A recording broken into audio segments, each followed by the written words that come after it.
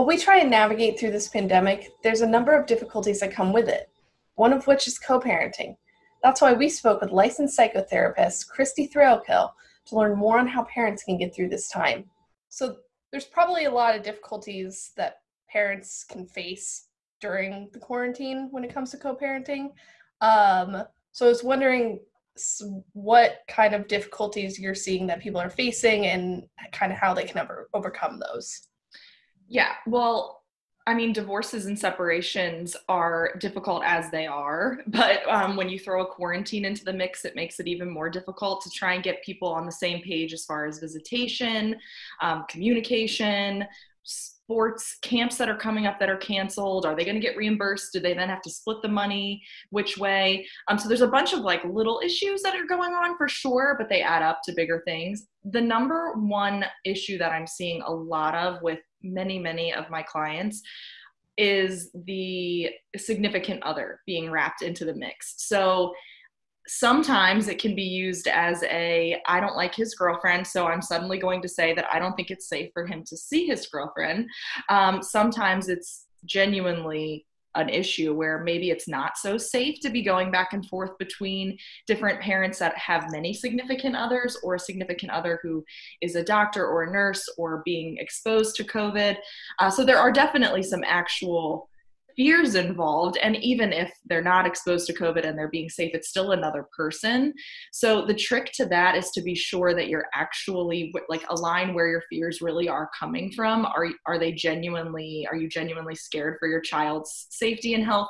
Or is it an opportunity to get back at your ex and say, nope, you can't see them because you're seeing your girlfriend? There's probably some situations where it's like, do these kids stay with families for like 2 weeks at a time and like break custody arrangements? So yeah, I made a post on my Instagram for people to write into me with some things that they've been experiencing after you reached out and asked me to do the interview. And one of my friends actually reached out and said that they had started the 2-week break on and off. So she has the children for 2 weeks and then her ex-husband gets them for 2 weeks, which I think is going to be rare to find families that really want to agree to do that. 2 weeks is a really long time to be away from your children. Depending on their age, maybe they're a little bit older or it's fine.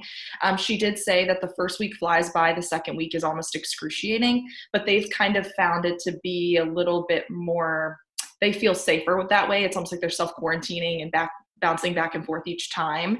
You really have to kind of find out what exactly is best for your family and what you can agree with the most.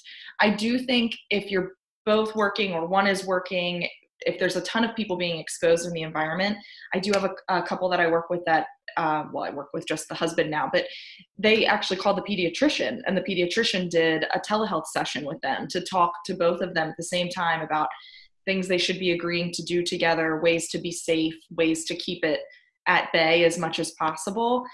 Some couples have agreed that maybe for now, the dad will just Zoom call or come by and see from a distance.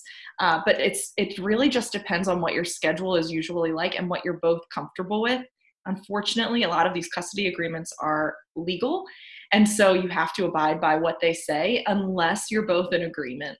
So what should parents who are kind of struggling to have that come to a peaceful agreement do?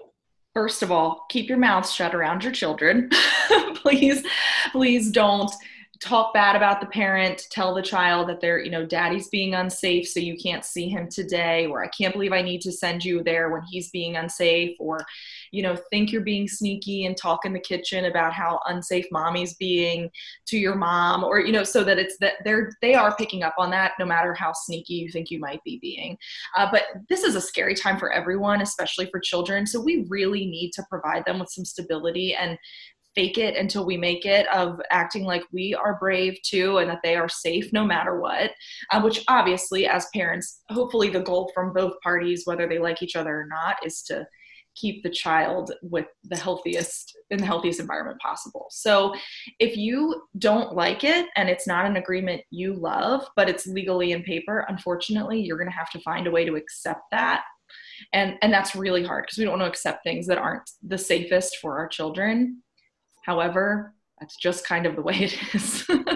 If there's a message that you can send to any parents during this time, whether they're struggling or not. Sure. I mean, there's a couple of things, honestly. One, that kind of plays off of what we already talked about, is to push the pause button on hating your significant other right now. There are more important things. There are people dying. There are people losing your jobs. Maybe you've lost your job. Maybe they've lost their job. Maybe your child is scared. Maybe no one is sleeping. Maybe you're having trouble paying the bills. There are bigger problems to focus on than hating each other right now. So I would suggest, and this might sound a little crazy, but pushing the pause button on hating them.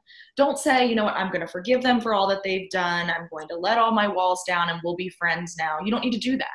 Just say, for right now, I'm going to do that. I'm going to pretend that we're going to get this doesn't matter. It doesn't matter that 6 years ago you cheated on me, or 4 years ago you broke my heart for some reason or another. Even if it was recent, 6 months ago, I'm going to push the pause button on this until we can get back to real life. And then tell yourself you're going to hate them again. It will make yourself feel better and ready to do it. And then honestly, you might find so much peace in that, deciding that pause of hatred, that you might continue it on into your regular life. And this could be looked at as a blessing. But show each other some grace, because no matter what you guys have done to each other in your past, or the experiences that you've had with each other along the way, you both have the same goal: to raise healthy, wonderful adults. Like, we're not raising children, we are raising adults. They are going to look back with a perspective of an adult. They are going to remember who whispered certain things about their other parent. They're going to remember who wanted to keep them safe. They're going to remember who did keep them safe. And so please just do what you can when it's your time with them. Do your best to come to an agreement, push the pause button on the hate, and get through it with some grace. Now remember, if you're struggling during this pandemic, we've got you covered. Whether it's trying to find a job, trying to boost up your resume, or just trying to manage the pressure in general, you can find all of these resources at wmar2news.com/reboundmaryland.